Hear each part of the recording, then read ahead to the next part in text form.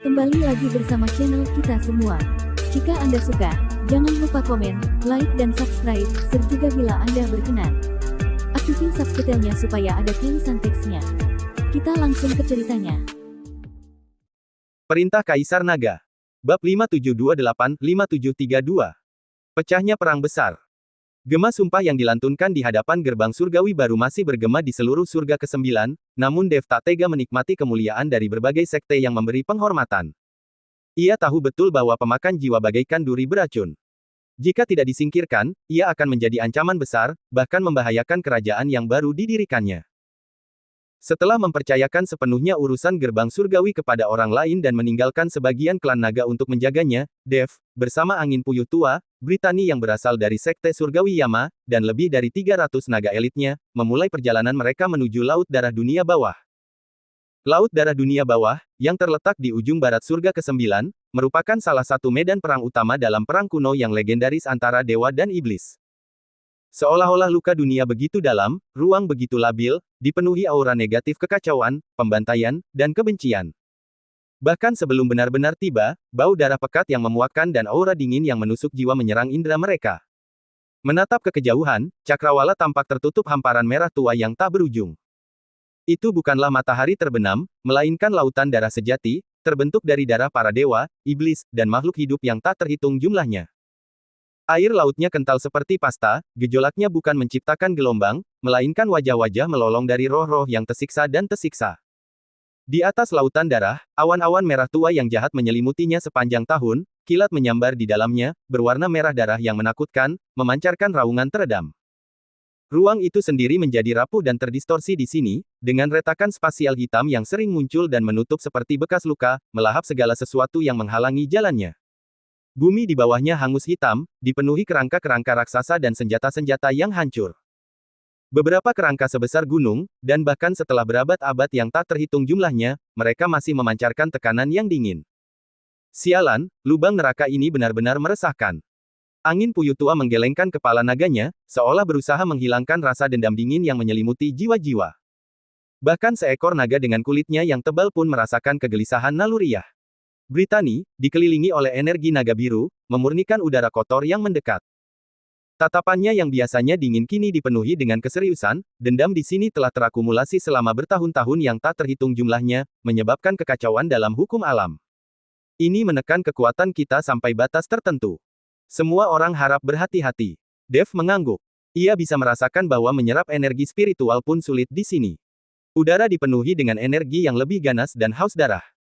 Jika bukan karena kemampuannya menyerap energi jahat dan fondasinya yang kuat, ia mungkin akan kesulitan bahkan untuk terbang. Berdasarkan fragmen ingatan tetua tulang jahat dan petunjuk yang dikumpulkan kemudian, sarang pemakan jiwa seharusnya berada di jurang pemakaman jiwa, jauh di dalam laut darah. Dev memperluas indera ilahinya, tetapi di tanah yang kacau ini, indera ilahinya sangat terbatas, hanya mampu menjangkau radius beberapa puluh mil. Mereka mencari perlahan, dengan saksama memperhatikan area dengan fluktuasi jiwa yang tidak normal. Pasukan naga memperlambat langkahnya, seperti ular piton raksasa yang waspada, menyusuri tepian tanah kematian terlarang ini sebelum dengan hati-hati menjelajah lebih dalam ke wilayah Laut Darah. Saat memasuki wilayah udara di atas Laut Darah, aura negatif yang pekat meningkat beberapa kali lipat. Roh-roh pendendam yang tak terhitung jumlahnya, seolah merasakan kehadiran makhluk hidup, muncul dari Laut Darah seperti hiu yang ditarik oleh darah, berubah menjadi garis-garis hantu merah tua, mengeluarkan jeritan tajam, dan menyerang pasukan naga. Roh-roh pendendam ini masing-masing lemah, tetapi jumlah mereka hampir tak terbatas, dan serangan mereka yang tak kenal takut langsung menyasar jiwa-jiwa tersebut, membuat mereka cukup merepotkan. Sucikan mereka. Perintah Dev. Brittany bertindak lebih dulu, energi naga birunya berubah menjadi hujan cahaya biru. Dimanapun cahaya biru jatuh, roh-roh pendendam itu meleleh seperti es dan salju, memancarkan jeritan memilukan sebelum menghilang menjadi gumpalan asap. Naga-naga lainnya juga menunjukkan kemampuan unik mereka, melepaskan aura naga, petir, badai, es. Berbagai mantra bawaan bermekaran di atas lautan darah, membersihkan aliran roh-roh pendendam yang tak berujung. Dev tidak campur tangan. Ia tetap waspada, mengerahkan indera ilahinya semaksimal mungkin, mencari jejak yang mencurigakan. Mereka terbang di sepanjang lautan darah, menyaksikan banyak pemandangan aneh, pulau-pulau yang terbentuk dari tumpukan tulang. Mayat-mayat dewa yang sangat besar dan tak lengkap mengapung di lautan darah. Pusaran merah tua yang terbentuk secara alami dan melahap segalanya. Bahkan beberapa iblis laut darah yang mengerikan, yang lahir dalam kondisi yang begitu keras, merasakan aura kuat para naga dan kebanyakan memilih untuk menunggu. Namun, beberapa dengan bodohnya mencoba menyerang, hanya untuk dicabik-cabik dengan mudah oleh para naga. Pencarian itu panjang, membosankan, dan penuh bahaya. Selama waktu ini, mereka menghadapi beberapa badai merah darah yang mengerikan, badai yang mengandung kekuatan spasial yang kacau dan dampak jiwa yang kuat. Jika Dev tidak menstabilkan ruang dengan menara penekan iblis tepat waktu dan melindungi para naga dengan indera ilahinya yang kuat, beberapa naga mungkin akan terluka atau bahkan binasa. Mereka juga secara keliru memasuki domain jiwa hantu, yang dipenuhi dengan racun jiwa tak berwarna dan tak berbau yang dapat memicu ketakutan dan ilusi terdalam pada makhluk hidup. Beberapa naga dengan kemauan lemah hampir saling menyerang, tetapi untungnya, Dev menghilangkan racun tersebut tepat waktu dengan asal ilusi. Hari-hari berlalu, dan mereka menjelajahi laut darah dunia bawah yang luas dan tak terbatas selama 10 hari penuh, masih belum menemukan lokasi pasti jurang pemakaman jiwa. Bahkan Dev pun merasa semakin gelisah. Pelahap jiwa ini memang licik seperti rubah, bersembunyi begitu dalam. Tuan Chen, mencari seperti ini tidak berhasil. Lautan darah ini terlalu luas, dan sangat menguras tenaga kita. Angin puyuh Tuan dengan tidak sabar melepaskan semburan napas naga, membakar segerombolan roh pendendam di depan mereka. Dev terdiam sejenak, kilatan tekad terpancar di matanya. Ia berhenti, melayang di atas lautan darah, menara penekan iblis perlahan muncul di telapak tangannya. Karena kita tidak dapat menemukannya, kita akan memaksanya keluar. Ia mengaktifkan menara penekan iblis, tubuhnya memancarkan cahaya lembut namun luar biasa luas. Kekuatan tarik-menarik dan penekan yang menyasar jiwa-jiwa ilahi, terutama yang jahat, beriak keluar dari menara ke segala arah. Sebagai musuh bebuyutan jiwa-jiwa ilahi, menara penekan iblis, di lautan roh pendendam ini, bagaikan mercusuar di kegelapan, tak diragukan lagi memiliki kepekaan dan daya tarik khusus bagi jiwa-jiwa sisa setingkat pemakan jiwa. Benar saja, kurang dari sebatang dupa setelah menara penekan iblis melepaskan kekuatan penuhnya. Bas! Sekitar 1000 mil jauhnya, di area lautan darah yang tiba-tiba mendidih hebat, pusaran besar tak berdasar perlahan terbentuk. Di pusat pusaran itu, sebuah fluktuasi jiwa yang dingin, jahat, dan sangat kuat, namun diwarnai dengan gejolak jiwa yang samar dan halus, seperti binatang purba yang tertidur, perlahan terbangun. Gejolak jiwa itu sangat familiar bagi Dev, itu adalah pemakan jiwa. Ketemu. Sekilas cahaya melintas di mata Dev. Ia menyingkirkan menara penekan iblis dan memimpin pasukan klan naga menuju pusaran. Ribuan mil tercakup dalam sekejap. Pusaran itu sangat besar, berdiameter ratusan mil. Air darah yang berputar-putar menyerupai pintu masuk neraka, memancarkan daya hisap yang dingin. Di pusat pusaran, bukan kegelapan total, melainkan cahaya redup dan menakutkan yang terpancar, seolah-olah ada dunia tersembunyi di dalamnya. Jurang pemakaman jiwa. Sepertinya ini dia. Dev dapat merasakan penghalang spasial independen di bawah pusaran. Ayo turun. Dengan keterampilan dan keberaniannya yang unggul, ia memimpin, berubah menjadi seberkas cahaya dan langsung menyerbu ke pusat pusaran. Angin puyuh tua, Brittany, dan naga-naga lainnya mengikuti dari dekat. Melewati lapisan darah kental dan membran spasial yang kuat, pemandangan di depan mereka tiba-tiba terbuka. Ini bukanlah jurang gelap yang mereka bayangkan, melainkan ruang bawah tanah yang luas, kosong, dan menakutkan. Langit berwarna merah tua, seperti darah beku. Tidak ada matahari, bulan, atau bintang, hanya cahaya redup yang berasal dari sumber yang tidak diketahui. Bumi gelap gulita, tertutup segala macam bebatuan bergerigi dengan bentuk yang aneh, dan udara dipenuhi bau darah dan kebencian jiwa yang 10 kali lebih kuat daripada di luar.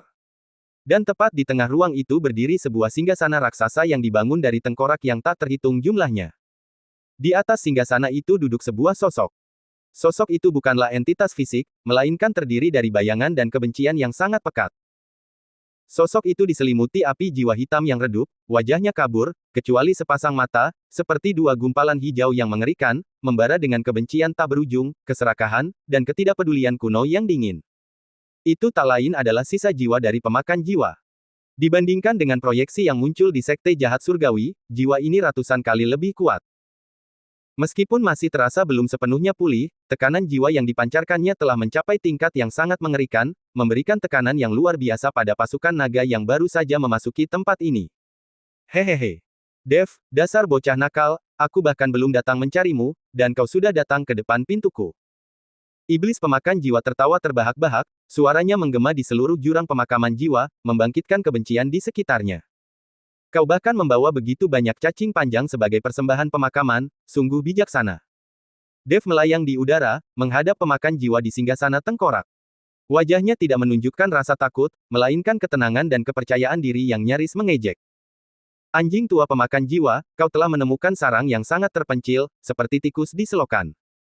Aku harus mencarimu kemana-mana. Dev berbicara, nadanya dipenuhi dengan penghinaan yang tak tersamar. Kenapa?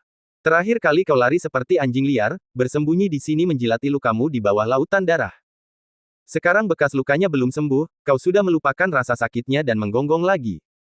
Api jiwa hijau menakutkan milik pemakan jiwa berkobar hebat, jelas murka oleh penghinaan terang-terangan Dev. Tapi bagaimanapun juga, dia adalah monster tua, sangat licik. Dia mencibir, bocah berlidah tajam. Kau pikir kau tak terkalahkan hanya karena kau menaklukkan menara penekan iblis dan binatang buas ini hanya karena keberuntungan. Di mataku, kau tetaplah seekor semut yang sedikit lebih kuat. Semut. Dev tertawa, tawa yang sangat arogan. Kau salah paham, anjing tua. Lihat dirimu sekarang, bukan manusia atau iblis, bahkan tanpa tubuh fisik, hanya secuil jiwa yang bersembunyi di tempat terkutuk ini, nyaris tak berdaya. Aku kasihan padamu. Ia menunjuk pasukan naga di belakangnya, lalu pada dirinya sendiri, lihat aku. Muda, tampan, tubuh sempurna, kultivasi tak terbatas, bawahan kuat yang tak terhitung jumlahnya, dan aku baru saja menyatukan surga ke-9. Dan kau, apa yang kau miliki? Selain rencana licik dan kemampuan menembakkan panah dari kegelapan, apa lagi yang kau miliki? Oh, ya, kau bahkan berani menyebut dirimu seorang yang mulia surgawi. Kurasa kau lebih seperti, yang mulia pengkor, menghabiskan hari-harimu membusuk di parit bau ini. Kamu. Amarah pemakan jiwa bergejolak, dan kebencian di sekitarnya mulai melonjak liar. Dalam ribuan tahun hidupnya, kapankah ia pernah dihina secara terbuka seperti ini? Apa maksudmu, kamu? Dev tidak memberinya kesempatan untuk membalas, kata-katanya keluar dengan cepat, seperti senapan mesin. Memanggilmu anjing tua itu terlalu berlebihan. Bahkan anjing pun tahu kesetiaan dan melindungi tuannya, tapi bagaimana denganmu? Selain berkhianat, melahap, dan bersekongkol di belakang, apalagi yang bisa kau lakukan? Oh ya, aku lupa, kau bisa lari. Lari lebih cepat dari siapapun. Terakhir kali di celah kekosongan di Sekte Jahat Surgawi, teknik kaburmu sangat terlatih sampai-sampai memilukan. Mau kuajari beberapa teknik kabur yang lebih elegan. Supaya kau tidak terlihat menyedihkan saat dikejar seperti anjing buntung lagi. Puff. Angin puyuh hitam di belakangnya tak kuasa menahan tawa, meskipun ia segera menahannya, tubuh naganya yang gemetar menunjukkan betapa kerasnya ia berusaha menahannya. Naga-naga lain juga memasang ekspresi aneh di wajah mereka, ingin tertawa tetapi tak berani. Dasar bocah nakal. Kau mencari kematian. Iblis pemakan jiwa benar-benar marah. Api jiwa hijau hantunya langsung berubah menjadi merah darah, dan tekanan jiwa yang mengerikan meletus seperti letusan gunung berapi, menyebabkan seluruh jurang pemakaman jiwa bergetar hebat di bawah amarahnya. Aku akan mengekstrak jiwamu dan membakarnya dengan api iblis 9 neraka selama 10.000 tahun. Aku juga akan memastikan kau tak pernah bereinkarnasi. Cek, mulai tak sabar. Sudah tidak sabar. Aku bahkan belum mulai. Dengan kelicikanmu yang terbatas, pantas saja kau masih menjadi rubah tua yang licik setelah 10.000 tahun. Kurasa kau seharusnya tidak dipanggil pemakan jiwa lagi. Kau seharusnya diganti namanya menjadi Tuan Kecil, atau Tuan Berpikiran Sempit, itu akan lebih cocok dengan temperamenmu. Dev menepuk dadanya, memancarkan aura arogansi heroik, ayo, buka mata anjingmu lebar-lebar dan lihat dengan jelas. Aku, kakekmu, berdiri di sini hari ini. Kau ingin mengambil jiwaku. Kau ingin membakarku. Ayo. Aku, kakekmu, akan menggunakan kultivasi Dewa Surgawi tingkat 6-ku untuk mengalahkan sisa jiwamu, monster tua yang telah hidup bertahun-tahun tak terhitung jumlahnya, sekaligus. Aku bahkan akan memberimu rintangan.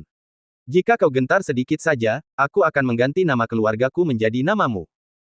Kata-kata Dev yang sangat percaya diri, bahkan arogan, tidak hanya membuat pemakan jiwa murka, tetapi bahkan para naga di belakangnya bertukar pandang dengan bingung. Tuan Chen, bukankah dia terlalu percaya diri? Lagi pula, lawannya adalah monster tua berusia puluhan ribu tahun. Iblis pemakan jiwa, murka, tertawa dingin, suaranya seperti teriakan burung hantu yang mengerikan, baiklah. Hebat. Bagus. Karena kalian sangat menginginkan kematian, aku akan mengabulkan keinginan kalian. Kalian semua, serang aku bersama. Hari ini aku akan menunjukkan kepada kalian apa artinya seorang yang mulia surgawi dihina. Ia telah memutuskan untuk menyiksa Dev sampai mati dengan cara yang paling kejam untuk melampiaskan kebenciannya. Namun, Dev melambaikan tangannya, berkata kepada angin puyuh hitam yang bersemangat dan naga-naga lain di belakangnya, "Jangan bergerak, tetaplah di pinggir dan tahan mereka. Aku bisa menangani anjing tua ompong ini sendirian." Ia mengkeretek lehernya, menghasilkan suara patah, dan pedang penebas naga muncul di tangannya, ujungnya menunjuk langsung ke pemakan jiwa. Ia memberi isyarat dengan jarinya, "Anjing tua, kemari dan matilah." Pada saat ini, Dev merasakan momentumnya melonjak, kondisinya lebih baik dari sebelumnya. Kekuatan di dalam dirinya melonjak, seolah-olah satu pukulan dapat menghancurkan bintang. Ia sangat yakin bahwa dengan perpaduan berbagai hukum, peningkatan kekuatan abadi yang kacau, dan banyak kartu truf, menantang jiwa sisa yang melampaui levelnya sama sekali bukan masalah. Bocah sombong dan bodoh. Akan kutunjukkan padamu betapa hebatnya kekuatan seorang yang mulia surgawi. Iblis pemakan jiwa tak tertahankan lagi, mengeluarkan raungan yang memekakkan telinga, dan tahta tengkorak pun hancur. Tubuh jiwanya yang mengeras langsung berubah menjadi aliran gelap yang membentang di langit dan bumi, membawa kekuatan jiwa mengerikan yang mampu melahap segalanya, dan kebencian tak terbatas yang dibangkitkan oleh seluruh jurang pemakaman jiwa, menyapu Dev. Bagus sekali. Domain pedang 5 elemen, buka. Waktu melambat. Distorsi ruang. Dev meraung, menghadapi serangan itu tanpa rasa takut. Domain pedang 5 warna langsung terbuka, hukum waktu dan ruang aktif secara bersamaan, mencoba menarik pemakan jiwa ke dalam ritmenya. Pertempuran besar itu langsung meletus. Awalnya, Dev memang bertarung dengan keterampilan yang mengesankan. Cahaya pedangnya sangat tajam, menggabungkan berbagai hukum, menyerang dari sudut yang tak terbayangkan, memaksa aliran kekuatan jiwa pemakan jiwa untuk terus-menerus berbelok dan menghindar. Hukum waktu terkadang membuat gerakan pemakan jiwa sedikit membeku, sementara hukum ruang menciptakan berbagai penghalang terdistorsi, mengganggu serangannya. Hahaha. Anjing tua, hanya itu yang kau punya. Sepertinya gelar yang mulia surgawimu sangat tidak pantas. Dev menjadi semakin garang, tak lupa mengejeknya. Cahaya pedang yang menyilaukan, diresapi dengan niat pedang yang murni, hampir mengenai inti jiwa pemakan jiwa. Iblis pemakan jiwa mengerang, tampaknya mengalami sedikit kemunduran, api jiwanya berkedip-kedip. Hal ini semakin meningkatkan kepercayaan diri Dev. Namun, seiring berjalannya waktu, Dev perlahan-lahan merasakan ada sesuatu yang salah. Kekuatan jiwa pemakan jiwa seakan tak habis-habisnya. Lebih dari itu, kendalinya atas kekuatan jiwa telah mencapai tingkat penguasaan yang tak tertandingi. Cahaya pedang Dev, ketika mengenai jiwanya, biasanya hanya menyebabkan kerusakan kecil, yang dengan cepat terisi kembali oleh kebencian di sekitarnya.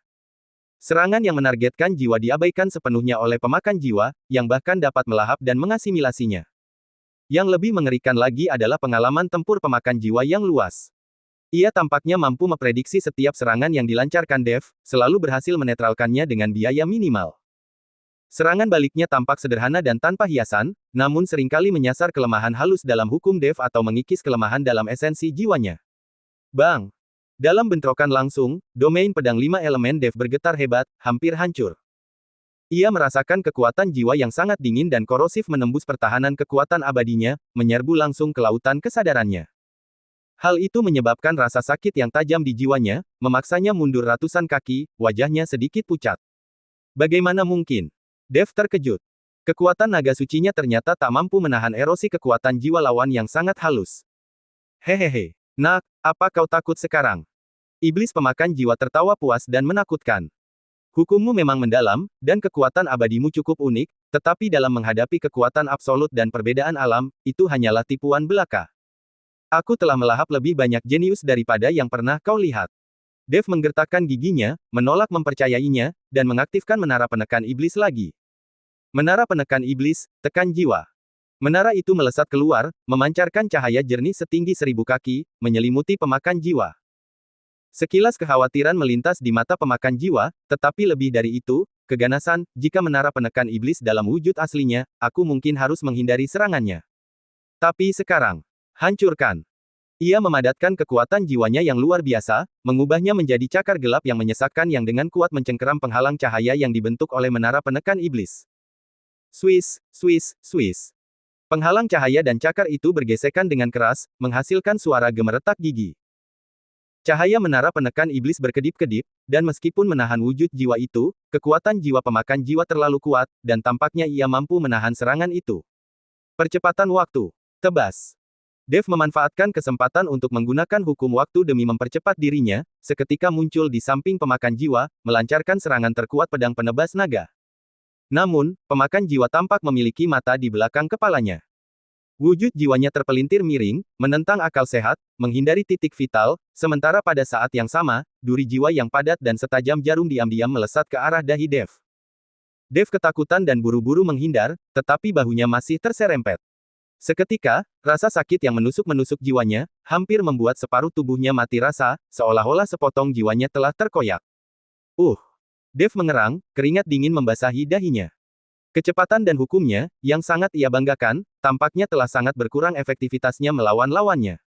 Tuan Chen. Angin puyuh tua dan Britani, melihat ini, sangat cemas dan ingin bergegas maju untuk membantu. Jangan bergerak. Dev menggertakkan gigi dan berteriak. Ia masih memiliki harga diri dan tidak ingin bawahannya melihatnya dalam keadaan menyedihkan seperti itu. Ia menarik napas dalam-dalam, dengan paksa menekan luka di jiwanya, kilatan kegilaan terpancar di matanya, anjing tua, terimalah jurus terakhirku. Kitab Suci Emas. Agung, Aura Tao. Ia terhubung dengan Kitab Suci Emas Agung di lautan kesadarannya, memanfaatkan jejak Aura Tao tertinggi yang nyaris tak terlihat, menyatu dengan niat pedangnya. Ini adalah salah satu kartu trufnya. Karena Kitab Suci Emas Agung telah diaktifkan berulang kali, Dev juga mampu memanfaatkan kekuatannya. Namun, ia masih belum bisa sepenuhnya melepaskan kekuatan Kitab Suci Emas Agung. Dengan satu tebasan pedang, angin dan awan berubah warna. Seolah-olah nyanyian Taois tentang penciptaan bergema, cahaya pedang menjadi kuno dan luas, membawa sedikit penghakiman dan finalitas, menebas ke arah pemakan jiwa. Serangan pedang ini membuat pemakan jiwa menunjukkan ekspresi serius untuk pertama kalinya. Menarik. Tapi itu belum cukup. Jiwa-jiwa yang tak terhingga melahap surga. Pemakan jiwa meraung, dan jiwa-jiwa pendendam yang tak terhitung jumlahnya dari seluruh jurang pemakaman jiwa tampaknya mendengar perintah itu, dengan panik menyerbu ke dalam tubuh jiwanya, menyebabkan auranya melonjak seketika. Ia berubah menjadi bayangan iblis raksasa, menjulang ke langit, membuka rahang raksasanya untuk melahap langit, dan langsung menggigit cahaya pedang Dev yang dipenuhi dengan prinsip-prinsip Taois. Boom! Ledakan yang tak terlukiskan bergema di tengah jurang pemakaman jiwa. Badai energi merobek kehampaan, bumi retak, dan lautan darah meluap. Dev merasakan kekuatan yang tak tertahankan mengalir deras melalui dirinya. Pedang penebas naga hampir terlepas dari genggamannya, dan ia terlempar seperti layang-layang yang talinya putus, darah menyembur dari mulutnya, membentuk garis merah menyilaukan di udara. Ia menghantam keras gugusan batu aneh di kejauhan, tulang-tulangnya patah tak terhitung jumlahnya, organ-organ dalamnya bergeser, dan jiwanya terpukul seperti palu berat, pandangannya kabur. Bayangan iblis yang telah diubah oleh pemakan jiwa juga meredup secara signifikan oleh serangan pedang itu, bahkan melolong kesakitan, jelas terluka, tetapi jauh dari luka parah. Bersambung.